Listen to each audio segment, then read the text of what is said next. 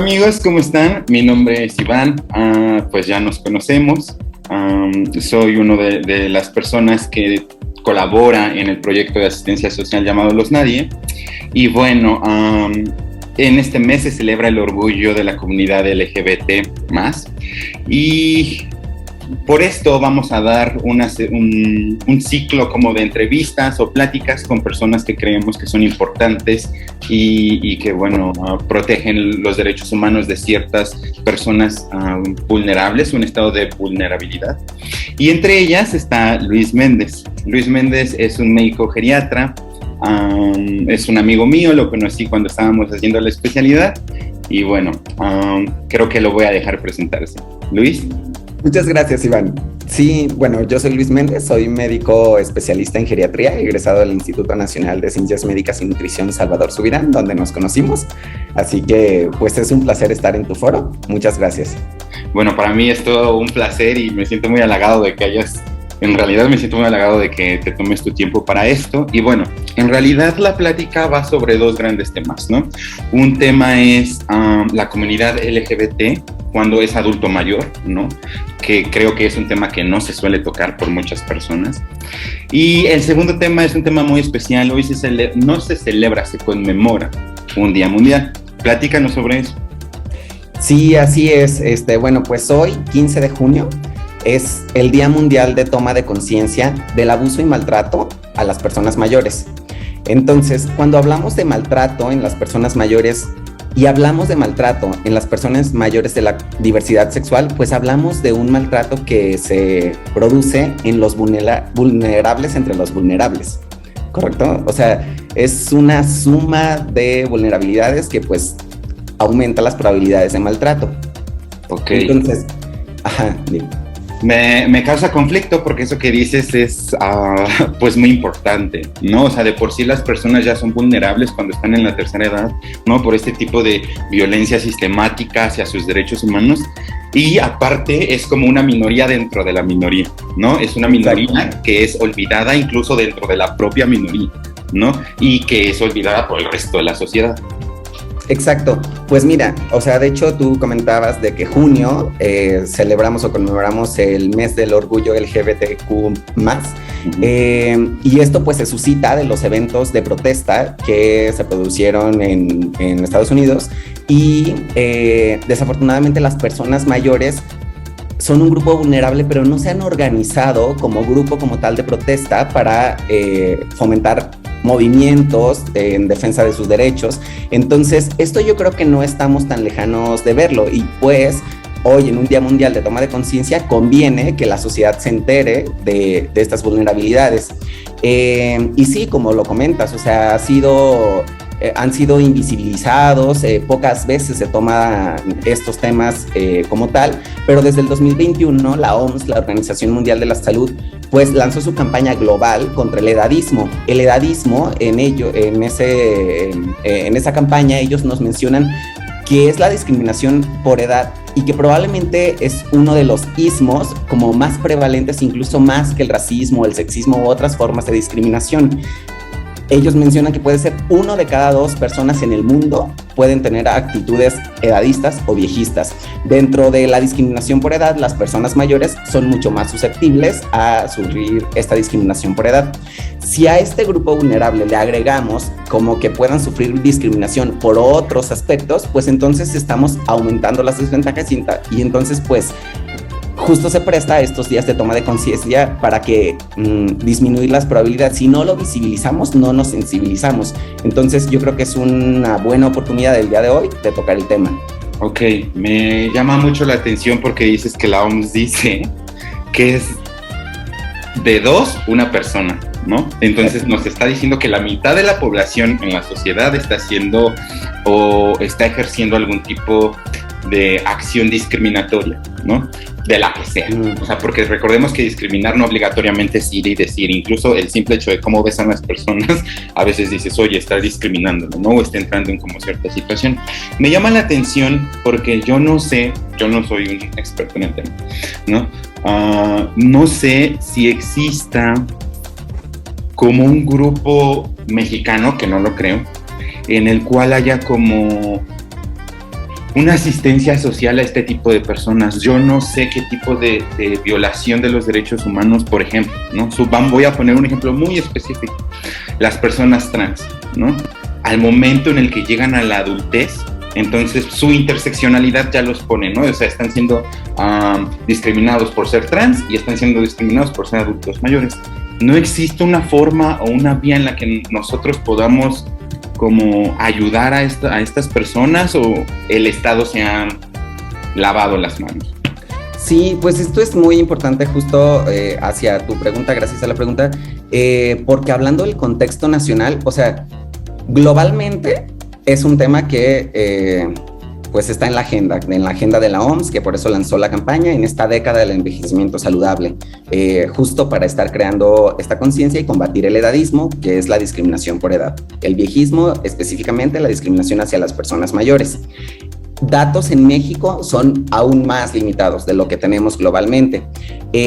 Como tal, una organización de defensa hacia las personas de la diversidad sexual de las personas mayores, hasta mi conocimiento no existe, pero sí hay las organizaciones de defensa hacia las personas mayores que pues han ido tocando el tema poco a poco. De hecho, dentro de la evidencia científica, pues en el 2018 el Instituto Nacional de Geriatría publicó un tema de maltrato en donde nos habla de esta prevalencia hacia las personas mayores, que es mayor de los datos que tenemos en la Ciudad de México, es más grande de la prevalencia de maltrato globalmente.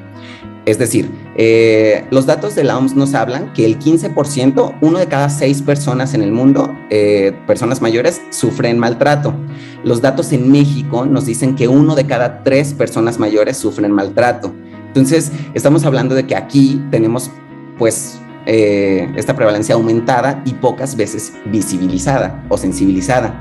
Y pues de hecho datos del INAPAM y del gobierno nos hablan de que México ocupa el segundo lugar entre América Latina en lesbofobia, transfobia, homofobia y demás. Entonces, por eso es que comentábamos de que estamos hablando de un grupo vulnerable entre los vulnerables. Ok, la verdad es... o sea, te digo, ¿no? Son cifras que uno no conoce y me da mucho gusto que estemos hablando de esto porque no sabía, ¿no? O sea, entendía que existía como un tipo de discriminación por edad que incluye a los niños y a los adultos mayores, pero no sabía qué tan fuerte era. Ahora, como médicos, ¿no? Ambos somos médicos, ya lo dijimos al principio, nos conocimos haciendo la especialidad. Existe muy poca visibilidad también, ¿no? Incluso por el propio sector médico y salud. O sea, no estoy señalando a los médicos, sino la salud en general, enfermeras, psicólogos, etcétera. Uh-huh. ¿Existe algo con lo que tú podrías o podrías una idea de cómo mejorar este tipo de situación? Una, hacer la visibilización hacia el maltrato de los pacientes de la tercera edad y hacia el maltrato de las personas de la tercera edad de la comunidad LGBT, o no sé cómo podría... Sí, pues mira, esto que comentas también es muy importante porque hay que partir desde la definición. La definición de maltrato hacia las personas mayores de la OMS es el acto único, que puede ser único o repetido, que causa sufrimiento o daño hacia las personas mayores o la falta de acciones para prevenirla. ¿Ok?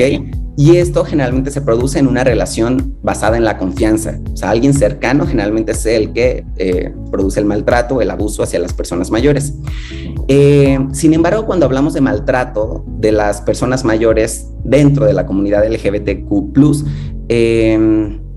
pues habría que preguntarle al grupo vulnerable cómo conceptualizan el maltrato, porque pues no es lo mismo dar una definición en los grupos vulnerables, o sea, no es lo mismo que hablar de feminismo, le demos la palabra a un hombre para que nos comente qué es el feminismo, ¿no?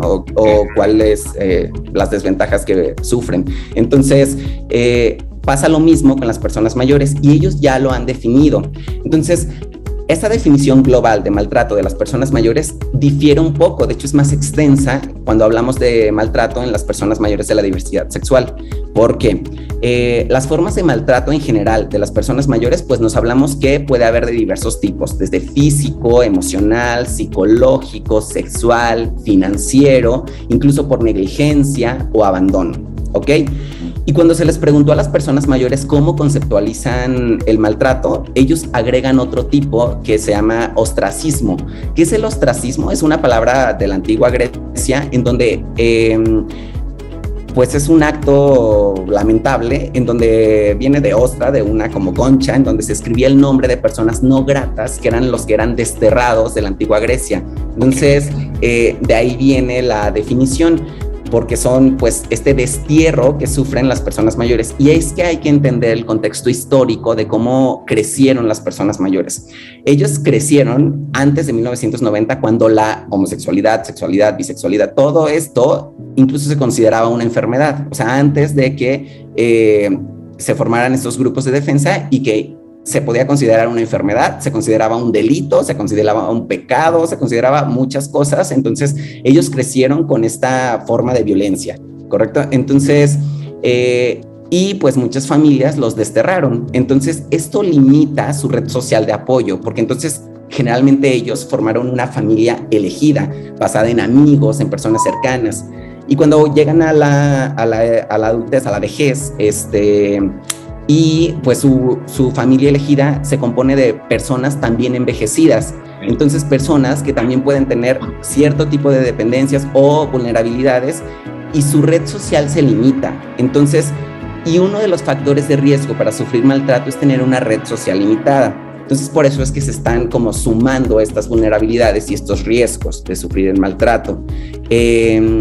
Estas personas mayores que fueron ostracizadas o desterradas de su familia también sufren otros tipos de maltrato legales, porque pues crecieron en situaciones en donde sus matrimonios no eran reconocidos, no tienen el apoyo financiero. Por ejemplo, si enviudaron, pues su matrimonio, su relación no era reconocida, entonces no tienen los beneficios económicos como de asistencia social. Exacto.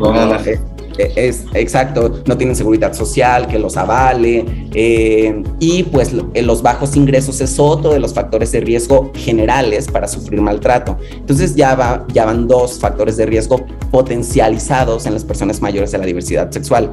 La red social limitada, los bajos ingresos, que tienen más probabilidades de sufrirlo. Otras de los factores de riesgo generales, pues es tener algún tipo de dependencia, ya sea económica o algún trastorno neurocognitivo, y esto también puede ser más prevalente en personas mayores de la diversidad sexual. Todo esto va de la mano porque esto pues habla de determinantes sociales que van influyendo y al final producen daño. O sea, alguien que es maltratado, al final pues se repercute en sus problemas de salud, en problemas cognitivos, en dependencia física o mental. Entonces, pues por eso es que es un buen punto sensibilizarlo. Y esto que me comentabas en el sector salud, porque es importante, porque en esta definición que ellos hablaron uno del ostracismo, y hablaron que también sufren un maltrato por los servidores públicos, tanto médicos como del personal de salud, como incluso ellos mencionaron como de seguridad, los policías, por ejemplo, porque tenían algún tipo de violencia en su familia, dos parejas del mismo sexo, y decían, pues es que si yo llamo para denunciar un tipo de abuso, pues, y llegan y ven que son dos personas del mismo sexo, incluso lo toman como broma, y entonces no son reconocidos. O sea, no se reconoce ahí el delito, ya se invisibilizó. ¿Por qué? Solamente porque eran personas mayores de la diversidad sexual. Entonces, en la definición lo conceptualizan diferente. Ellos dicen, es que eso para mí es maltrato. Y en el sector salud dicen, es que ir y no poder ser yo mismo también es una forma de maltrato, porque pues desde el interrogatorio, a veces cuando se hospitalizan, en las historias clínicas, el formato clásico, que no les da como esta oportunidad para decir, para ampliar el género, por ejemplo, solamente hay de dos, y incluso pues pasan en algunos hospitales, pasan visita y así masculino de 80 años, cuando pues nunca se les preguntó como tal cuál es su identidad de género, cuál es su sexualidad o cómo lo definen, porque a veces incluso habría que preguntarles y no se pregunta generalmente. O sea, como se da por hecho y las preguntas son dirigidas a ¿y es usted casado? ¿Cuántos hijos tiene? Asumiendo que tienen hijos, asumiendo que tiene casado, que es heterosexual, ¿no? Es casado o demás. Entonces, habría que cambiar desde la forma como lo investigamos, desde la forma como lo preguntamos, para ir sensibilizando esto, porque ellos dicen que también eso es una forma de maltrato y así lo conceptualizan. Entonces el maltrato en las personas mayores de la diversidad sexual lo conceptualizan diferente y desde la definición varía. Hay que ampliarlo, hay que contemplarlo. Qué curioso que dices eso, porque ahora yo me estoy echando de cabeza, pero creo que usualmente la propia, incluso yo lo he hecho, ¿no? O sea, yo voy a una historia clínica de un paciente que está hospitalizado, ¿no? O un paciente que recién llega.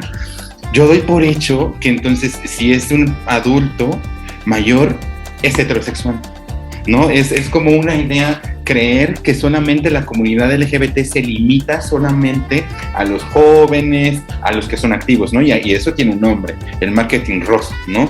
O este tipo en el que el capitalismo ha lucrado con nuestra propia homosexualidad, con nuestra propia orientación sexual, con nuestro género, etcétera.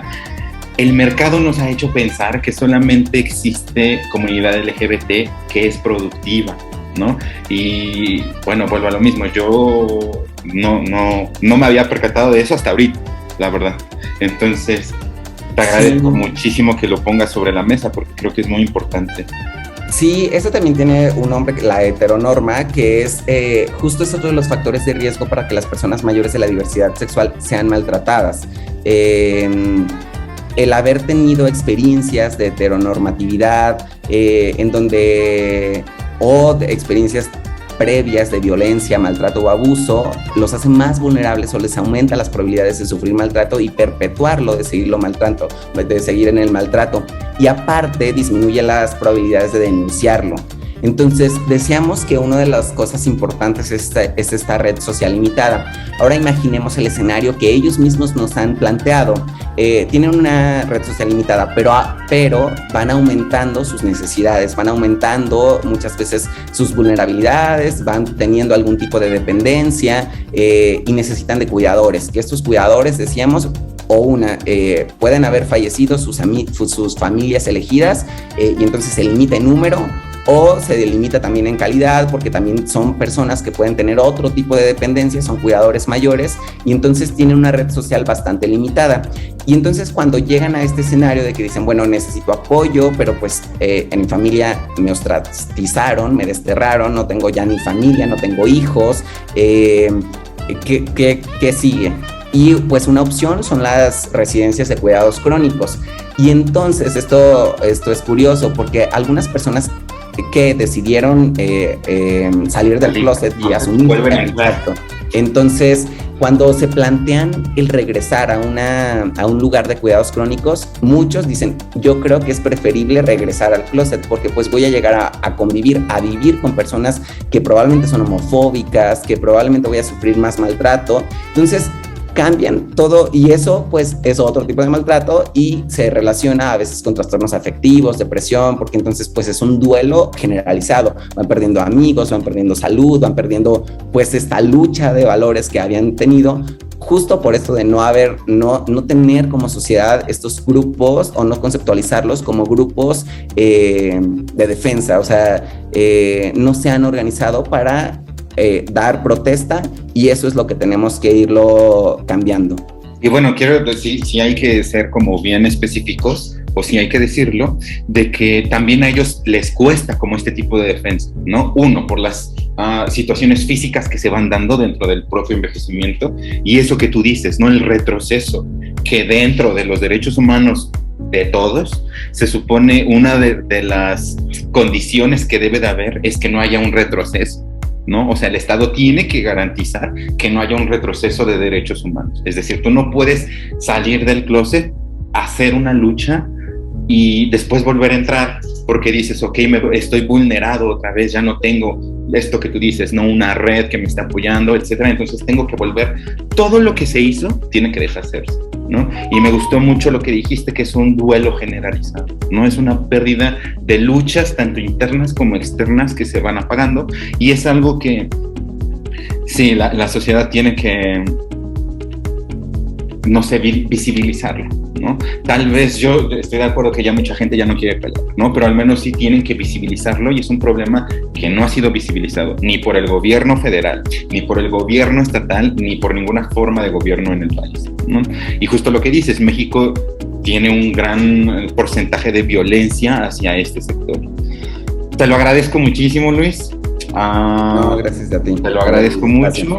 Y bueno, todos Luis Méndez, muchísimas gracias, compañero. Y nos estamos viendo en la próxima. Cuídense. Muchas gracias por la invitación. Cuídense. Bye. Bye.